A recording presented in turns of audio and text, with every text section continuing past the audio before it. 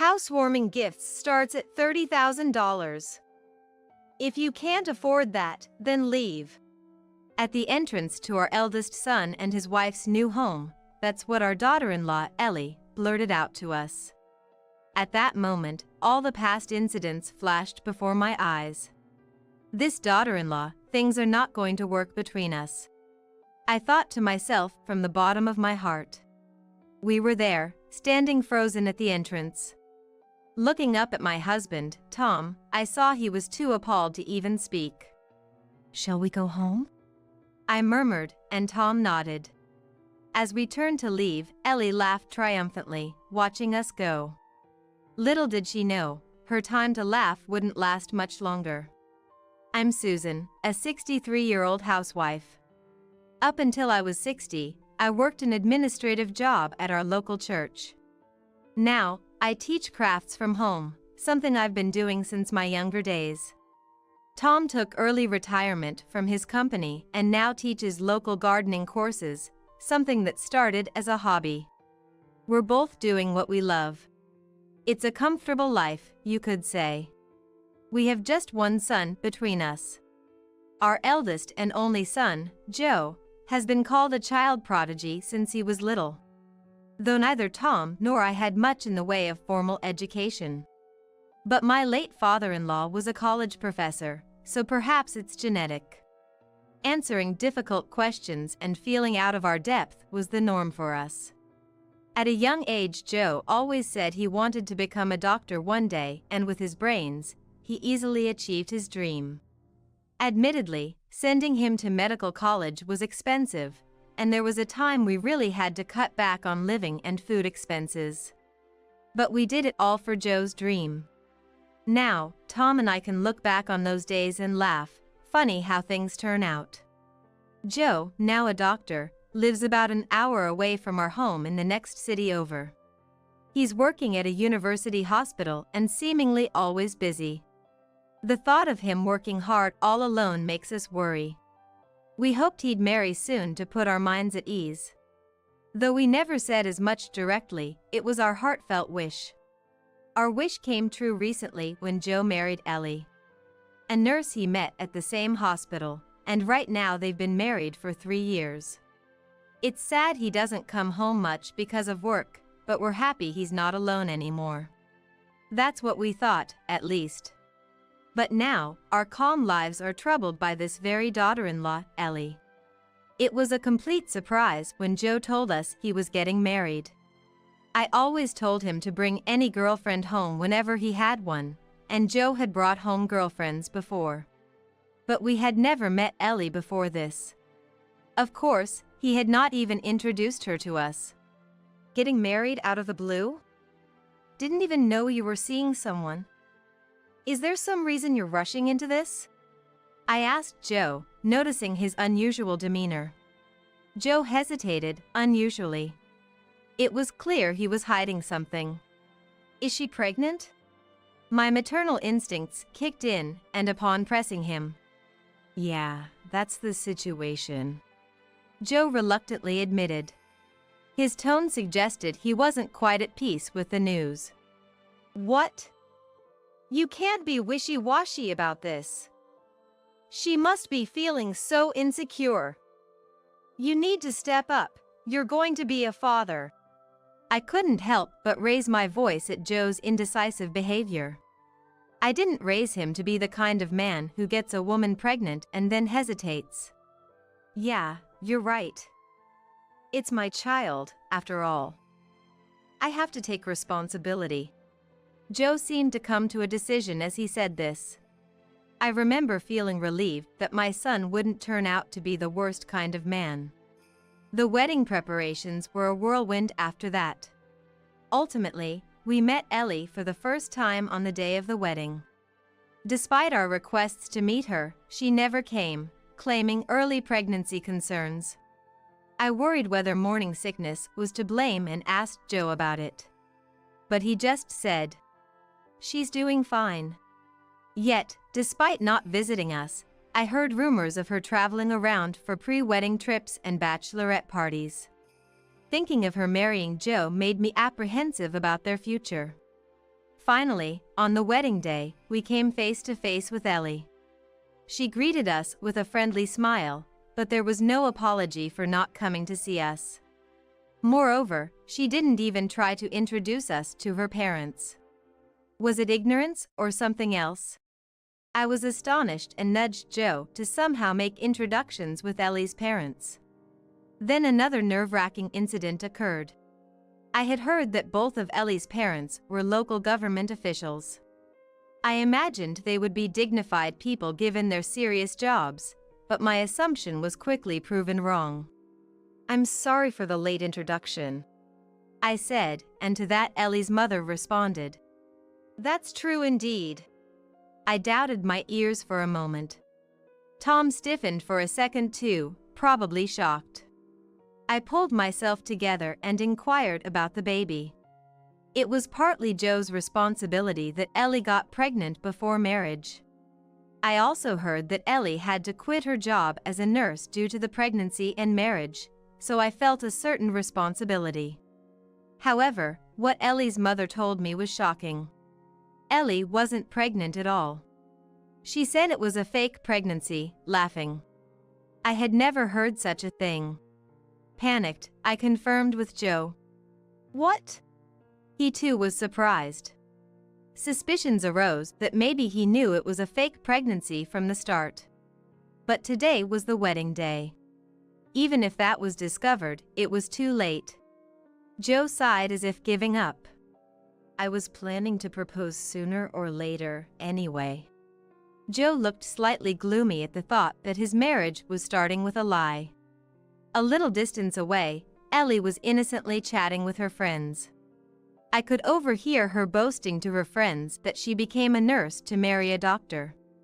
And, loudly claiming, "I'm set for life now, I won't have to worry about money." It was vulgar to openly say such things in a public setting.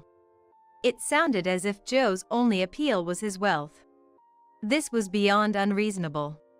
Noticing my furrowed brows, Joe gave a troubled smile and whispered in my ear, "She has her cute sides too." I couldn't help but feel this kindness was being exploited. I sighed, resigning myself to the thought of a challenging future ahead. After the wedding, Joe and I were unable to contact each other at all.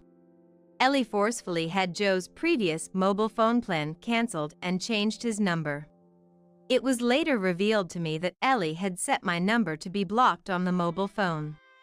All communications from Joe were checked by Ellie. And if she found out he was in touch with me, she would become hysterically angry. For a while, Joe did try to keep in touch. However, after an incident that escalated to the police due to Ellie's outrage, Joe's attempts to contact ceased. Since then, any communication with our son and his wife had to go through Ellie.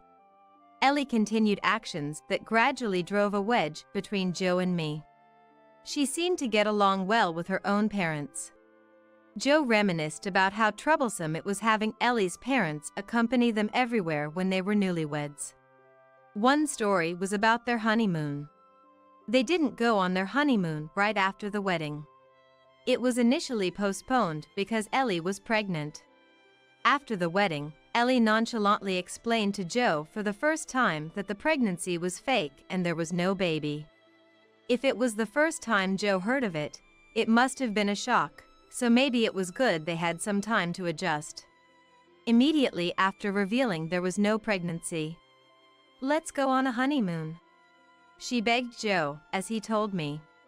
"With the pregnancy out of the way, it's a celebration of your marriage, so why don't you guys go somewhere just the two of you? We'll cover the travel expenses as a wedding gift," I suggested, trying to cheer up a somewhat down Joe. A month later, they went on their honeymoon. As promised, we covered the travel expenses as a wedding gift. There was no word of thanks from Ellie for this. I later found out that Ellie's parents had joined them on their trip. No wonder the travel expenses she asked for were high. We ended up paying for Ellie's parents' travel expenses as part of our wedding gift without even realizing it. We couldn't ask for the money back afterwards. It was a loss we just had to accept. And there was no souvenir for us either. Apparently, Joe left all the arrangements to Ellie, so he didn't realize there were no souvenirs for us. He said he didn't even know her parents were coming until they met at the airport. Every incident seemed to reinforce the same thing. I just couldn't bring myself to like Ellie. We never openly fought, but I think we both avoided each other. 3 years passed without much interaction and without the hope for a grandchild. One day, Joe contacted us to say he had built a new home. He had called using his office phone, as if to sneak the call past Ellie's notice, which was pitifully sweet. The new house, as I came to understand, was a mansion. The cost was over $1 million, which left me breathless. Ellie's requests just kept driving the price up, Joe said with a hint of trouble in his voice. Then, he invited us to a housewarming party. This would be the first time visiting our eldest son's home since his marriage, which made me a bit happy. I found out Ellie's grandmother was also going to come, whom I had yet to meet since she was hospitalized during the wedding. I thought it would be a good opportunity to have a long talk with Ellie's family. "All right, Tom and I will come," I replied, not imagining it would turn into such a debacle. On the day of the housewarming, Tom and I were stunned outside the mansion. Though I had heard it was a mansion, the reality was beyond my imagination. I knew Joe had a decent income, but this was beyond anything I had expected. Shaking, I pressed the doorbell, and Ellie's voice came through. Ellie, who greeted us at the door, seemed a bit plumper than at her wedding. Probably because she had quit her demanding job to relax. Her fingernails were long and beautifully manicured. Clearly not a length for doing household chores. Looking down the hall, I saw 3 unfamiliar women in aprons busily moving about. "Those are the housekeepers. I really can't do any housework." Ellie laughed as she noticed my gaze fall on the women. It seems they've had housekeepers since the beginning of their marriage. "We thought it best if someone skilled did the housework. Why try something I'm bad at and fail, right?" Ellie elaborated on her philosophy, given their ability to afford such help. Meanwhile, Tom and I were still standing at the entrance. "Ellie, may we come in?" I asked with the most polite smile I could muster, only for Ellie to start with an unbelievable demand. "If you want to come in, you need to give a housewarming gift. It starts at $30,000, Ellie said with a malicious grin. I was dumbfounded by her words. As we stood there confused, Ellie, irritated, repeated her demand. "The housewarming gift is $30,000. If you can't pay, then leave," she sneered. My reaction was more of disbelief than anger. Glancing at Tom, I saw him looking down, shaking his head in the gesture he makes when utterly dismayed. With a wry smile, I tugged on Tom's arm. "Shall we go home?" "Yeah." Hearing Tom's agreement, I glared at Ellie.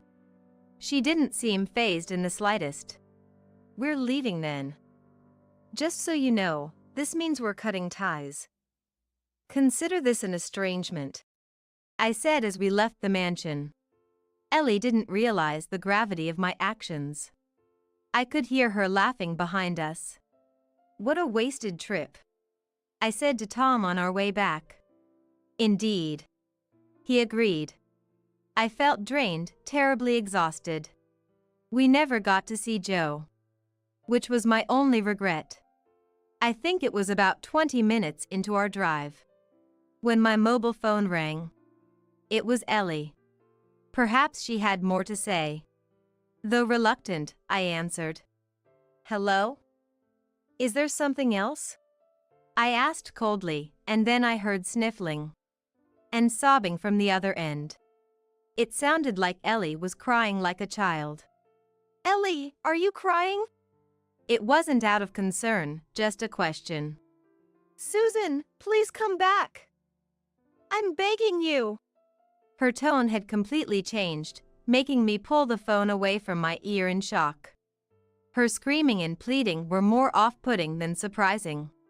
What happened to all that bravado? We can't pay $30,000, and even if we did come back, you'd just turn us away at the door, wouldn't you? Stop making fun of us. We're estranged, remember? Hearing my words, Ellie's cries grew louder. My grandma knows about you, Susan, and scolded me a lot. Being scolded by grandma is terrifying. Ellie's explanation was hard to grasp, and I couldn't understand it. After all, I didn't even know Ellie's grandmother. Afraid of being scolded by grandma? You sound like a child. Take responsibility for your own words. You're an adult now. I found myself raising my voice at Ellie, who continued to cry. Then, from behind Ellie, a deep, authoritative female voice came through, telling Ellie to apologize sincerely. When I strained to hear this voice, I had an epiphany. Could Ellie's grandma be Catherine? Catherine is an elderly lady who comes to learn crafts from me, effectively making her my apprentice. She started learning crafts at an advanced age, and despite being older than me, she respects me as her master. She's a formidable and cool woman who has faced many hardships in her youth. Certainly, being seriously scolded by her would be terrifying. I finally understood why Ellie was crying and calling. I had no idea you were Grandma's teacher. Please come back. Otherwise, I'll be kicked out of the house. Ellie pleaded between sobs, but my decision was unchanged. That's why I said we're cutting ties. Don't you understand what that means? My battery's about to die, so I'm hanging up now, I said, ending the call. Of course, my phone's battery was still mostly full. It wasn't the phone's battery that was depleted, it was my patience. Throughout the drive back, my mobile phone kept ringing. It was so annoying and troublesome that I eventually turned it off. Does she think crying will get her everything she wants? I said to Tom, who was driving. Maybe. He gave me a laid-back reply. It seemed that Tom's anger had subsided after the phone call. Being naturally gentle, his anger never lasts long. Maybe Joe's already there, huh? Tom said with a laugh. Unbeknownst to me, who had been arguing with Ellie at the entrance, Tom had noticed Joe listening to our conversation from the next room. No way he'd want to be with a woman like that. Tom, knowing Joe well, speculated that he would pack his things and return to his parents' house. You should answer Ellie's call one more time, he suggested, so I turned my phone back on. Immediately, it started ringing. Ellie, you're being persistent. Susan, I'm sorry. What can I do to make you forgive me? Joe has. Ellie's voice was even more desperate than before. And sounds of traffic could be heard in the background, indicating she was outside. What? What happened with Joe? It was hard to hear Ellie's voice over the background noise. He left. He handed me divorce papers. I tried to chase his car, but I couldn't catch up. Please, tell Joe and Grandma that it was just a joke of mine. If you say that, everything will be resolved. Please! Ellie pleaded repeatedly while crying. The sound of her dragging her feet in the cold, seemingly searching for Joe's car, could be heard. I felt slightly sorry for her, but remembering everything she had done, I couldn't forgive her. This is all your own doing, Ellie. Catherine is a polite person, and to think her granddaughter could be such a disrespectful woman. Do you even realize you've tarnished Catherine's honor? Ellie had no energy left to retort to my harsh words, and only the sound of her sniffling could be heard. But that wasn't the end of it with Ellie. She quickly regained her composure and made a bold statement. But I've done nothing wrong. We built a $1 million mansion. Isn't it obvious that you should bring at least $30,000 as a gift?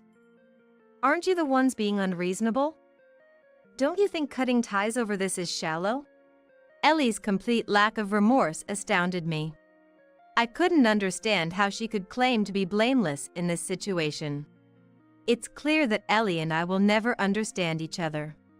I'm sorry, but I'm just too tired to talk to you. You need to spend the rest of your life seriously reflecting on your mistakes. If you can't do that, your life is essentially over. I said these final words to Ellie, whom I'll likely never speak to again, and then I ended the call. Fatigue suddenly overwhelmed me as we saw the lights of our home. Told you so, Tom said triumphantly, indicating that Joe's car was parked in the driveway. Really? Just like you said, Tom, I exclaimed in amazement. Seeing my reaction, Tom smiled happily. Eventually, Joe and Ellie got divorced. There must have been a lot of things to think about. Joe's retaliation was merciless. He explained to his lawyer the circumstances leading up to their marriage under the pretense of Ellie's pregnancy. It turned out that the ultrasound photo Ellie had shown him belonged to one of her friends. Essentially, Joe had been completely deceived. He decided to claim compensation for this lie. Apparently, Ellie, who had a tendency to splurge, had accumulated debt before their marriage, which Joe had taken upon himself to clear. He sought repayment for this as well. The combined amount of compensation and debt repayment was substantial. Joe was adamant about not conceding even a cent. Moreover, it seems Ellie had been planning to move her parents into the mansion without Joe's knowledge. Her parents, fully expecting to move in, had already put their house up for sale. The mansion was under Joe's name, and the loan was still outstanding. Of course, Ellie lacked the financial means to continue paying the monthly mortgage. Ellie and her parents ended up virtually homeless. All of this started from Ellie's lies. While it could be said it was her responsibility, the price she paid was immensely high. I heard that Ellie and her family had to move in with her grandmother, Catherine, and are living there as lodgers. Catherine mentioned that she expects her granddaughter to reflect and rehabilitate under her strict guidance. With a strong emphasis on manners, Catherine is likely providing Ellie with rigorous instruction. To repay her debts, Ellie has returned to working as a nurse. Finding a job at the same hospital was difficult due to bad rumors, so she commutes to a hospital an hour away by train. My husband and I sold our aging family home. Joe offered for us to live together in the mansion. It took some time to remodel the mansion, which had been designed to Ellie's taste, but we were amazed at the outcome. For Tom, who enjoys gardening, Joe bought the adjacent land immediately, securing a large garden, and told us, "Feel free to create your own garden." We were speechless with surprise. He even prepared a room for my craft classes. Joe says it's just his way of showing filial piety, but our gratitude knows no bounds. I think he might remarry someday. Being able to live together again until that day is honestly what makes me happiest. I want to cherish and nurture this unexpected happiness that has come into our lives.